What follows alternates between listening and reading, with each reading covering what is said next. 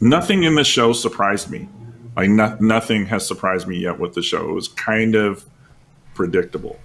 So I was just kind of, I watched it. Did I enjoy it? Yeah, it was kind of cool, but I wasn't like biting at the teeth to try and watch it the Sunday night. I thought about it kind of as an after effect on Monday morning. I was like, oh yeah, I can watch Game of Thrones because that came out yesterday. Or excuse me, House of the Dragon. That came out last night. So I can watch that today at lunch. And so I did, and I was like, oh, okay, this is kind of cool. Oh, special effects, blah, blah, blah, Oh, yeah, okay. And it just kind of all just moved right along with no real surprises to me. And we'll get into that, I'm sure, in a little bit. But it was, it's just kind of like, all right, whatever. Bobby, what'd you end up thinking of it? So for me, it felt like one of those things where, when you go out and buy some new clothes and you're looking good in them and you felt like they look good in the store and you're wearing them and you feel good in them. And then all of a sudden it's like the middle of the week and you throw on a shirt that's in the back of the closet that you haven't worn in a while, but it still fits so comfortably well. I think that's how the show felt to me. It just was like fitting back into an old pair of shoes or sandals or jeans, whatever the case of clothing may be, that just feels like, okay, I remember this. This is my lounge wear, my comfortable wear. And it just felt like getting back into that Game of Thrones milieu, so to speak, to where it was like, okay, I remember this and I know I'm going to be in for a ride. So a lot of that first episode felt like we're setting the table. We're introducing the new people who are going to be important to this story and giving you a little bit about them right now. So just sort of settle in. We're going to ease you into it, and then we're going to, hit the gates running, as it always tends to do. And while I'll agree with what Yash is saying in terms of they're not doing anything new. They're not reinventing the wheel, but I'm okay with that as long as there's good storytelling, and knowing that George R.R. Martin's involved and the other people he's assembled around him for this show. I feel like we're going to get that. So first episode, I think, was a good solid start to what I'm hoping is going to be a really good season. Michelle, what do you think? No, I enjoyed it a lot. I kind of the same sentiments. I felt like it was kind of getting back to the comfort of the Game of Thrones. It has the same kind of feel, the same kind of middle arcing point of the show at the same kind of time frame it usually seems to happen. Gives us a decent amount of violence in a couple different ways, but it tells the story. It sets the groundwork for what we're getting into with this show, and also for the season itself. And I think it's a good introduction of the cast of characters and kind of gives you a glimpse into their personalities. I don't think we even scratched the surface that much of them, but we've got a good glimpse of kind of how they are. And especially like Matt Smith's character of, what is it, Daemon Targaryen? I have to look. Yeah. Make sure I'm not crazy. Daemon Targaryen, yeah. I think he probably has the most like revealing personality as the show goes on, and it's interesting to see him with different people and how he interacts with them. But no, I like it. I enjoy the dragons. Like, I'm looking forward to seeing some cool dragon action, because as we're watching the first series, they talk about the fables of old and how they used to, ride them and do different things and adventures with them. And I'm like, that'd be kind of cool to see some of that stuff. Which we might get, we might not get, I don't know. But yeah, I don't know. I'm happy with it. I didn't think there was anything amazing to this episode that's really like, oh wow, they really broke the mold there, which isn't what I think they were trying to do. They're just trying to reestablish, hey, this is what it is. This is where we're going. Welcome back. Different timeline, same kind of cast of characters in no different time frame. Oh, I'm happy with it. Yeah, I was quite happy with it. Yeah, I mean, the way you put it, Bobby, about it being like kind of fitting back into the old comfortable, almost routine. It really felt like going back to the great parts of Game of Thrones, and a lot happens in this first episode. It was Yeah. just over an hour, like an hour and like 5 minutes, but I mean, it ended. I was like, man, I feel like a lot went down for even a 1 hour Game of Thrones episode. But this is the kind of I loved it. I thought it was quite good, and I'm looking forward to the rest of the season even more so now. No, there wasn't anything about like the end of this episode or anything, some big like reveal, like, oh my god, like what's his name falling from the tower at the end of that first Game of Thrones Right. pilot episode. Nothing like that, but Bran.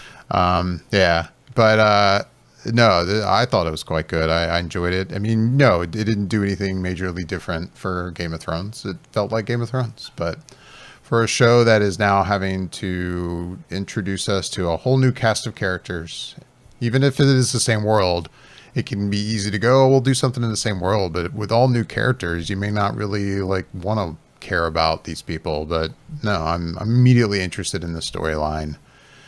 And I mean, so far, even in that first episode, we've just been at King's Landing, and I don't know how the rest of the show will really play out, how much we'll see the rest of Westeros. So if it really is just going to be kind of King's Landing, kind of centralized, but no, I really enjoyed it.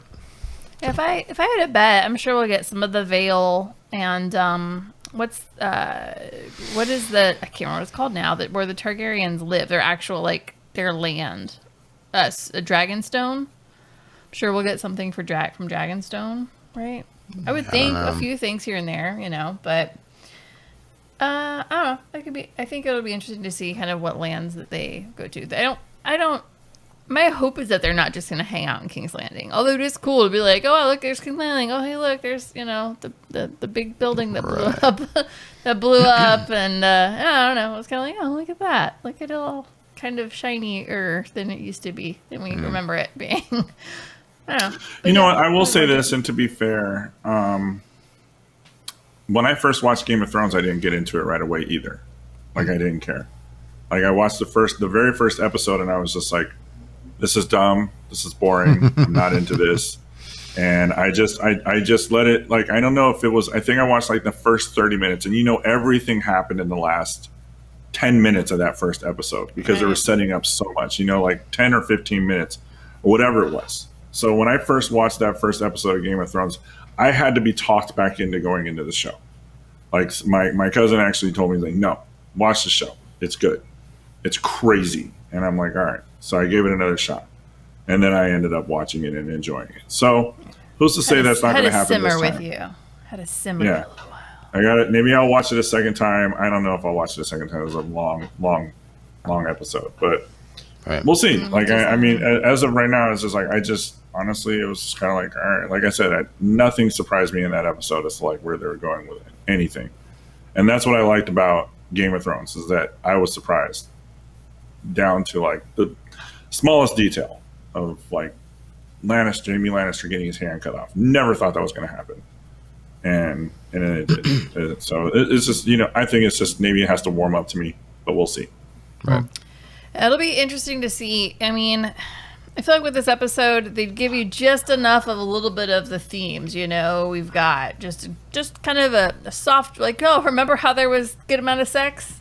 We'll throw some sex in this episode. Yeah. We'll do that. Like, we'll throw in, like a little family dynamic into it. We'll throw in some just violence just for violence sake. And then we'll throw in some violence that is for storytelling that really like progresses and shows you what the situation's about. And I think it was a good, like, oh yeah, that's right. This just does things. And there's just stuff that happens in this that's a little jolting, but it's not like too crazy. It's not as jolting as some other things. I think they're going to build back into that level of like, oh, whoa, they just did that. Holy crap. Okay, I guess we're going there, like, I'm sure at some point there's going to be the, oh wow, they just killed Ned Stark kind of moment, and the person you thought this was about. I mean, I'm sure there's going to be some moment somewhere that's going to really be like, a couple moments are going to be like, woohoo, holy crap, they just went there. But I mean, it had a strong start. Like the showrunners were saying in the little thing at the end, the two main scenes, the two really big hype scenes, is basically the the duel, I can't think of the word now, the jousting that was going on as one kind of battleground simulation. And then, like they said, the childbirth being a whole nother battleground. And that's just a whole, there's just so many layers to that onion, of that birthing scene that I can't even, I'm still trying to wrap my head around, honestly. And it's pretty intense. And, you know, if you think about it, it was not new. Like, men have been making decisions about women's bodies for hundreds of thousands of years. It's what's been done. And, you know, it's for him, for them, it's not only just save the child and make sure there's a child to continue going on and forget about the actual human being that's really going on. It's save the child because it just might survive, and it might wind up being, the heir to the throne, the successor. But then it all just kind of goes to crap, and it's like, oh, well, baby lived for like a hot minute and it was dead. Yeah, oh well, I guess 50-50 shot there. It was intense. That's a lot to unwrap, I think, in a scene. And then while that's happening, there's a joust that, like, it's slowly getting more intense and more personal, and you're watching it going, I think that dude's gonna kill this guy. Like, holy crap. Oh, no, wait, that dude's gonna kill that guy. Wait, I think one of these dudes is gonna die. And they're, somewhat pivotal. The one for sure, Matt Smith, is a pivotal character, and the other one remains to be seen if he is or not. But he kind of seemed like it, and I was like, "Oh, dude, they're really going at it in this." So I don't know. I enjoyed it. I think it had a good jumping off for me. Anybody? Yeah, got it's anything? definitely a show. Yeah, I just was going to say real quick is just that this is a show that has more on its shoulders than any other show I can ever really think of. True. Mostly because of the fact that with Game of Thrones and how much of an appointment watching it was, the water cooler show of the decade, so to speak, that this is now going to have to try and carry on that tradition. And so it's got a lot in terms of eyes on it, and every week how it will be scrutinized and compared to Game of Thrones, and to see if it's living up to that legacy. I mean, if Rings of Power comes out and it doesn't do well, then people will say, well, it's not the movie, so it is what it is. And The Hobbit already failed in that sense in terms of living up to what The Lord of the Rings put out. So it doesn't have that kind of pressure. It has pressure, but not that kind of pressure. And I think that this is going to be the one show that everyone's going to be talking about week to week and weighing in heavily on week to week. So Right. I'm curious to see that discourse as well as the show itself and how it plays out. Not in my work, water cooler. Like I said, we have to see how it does next week. If it has just as strong as a return, if it's just even the same Right. 10 million people, Mhm. I will say, like, all right, cool. But if Yeah. it has any type of a drop off, that means the masses saw it and they weren't impressed and it didn't hook them. So that means we have at least 3 or 4 episodes before anything really starts to crazy happen. Then I think that might bring people back, because the ones that stay with it will start telling the people that fell off, you got to watch the show. So we'll see.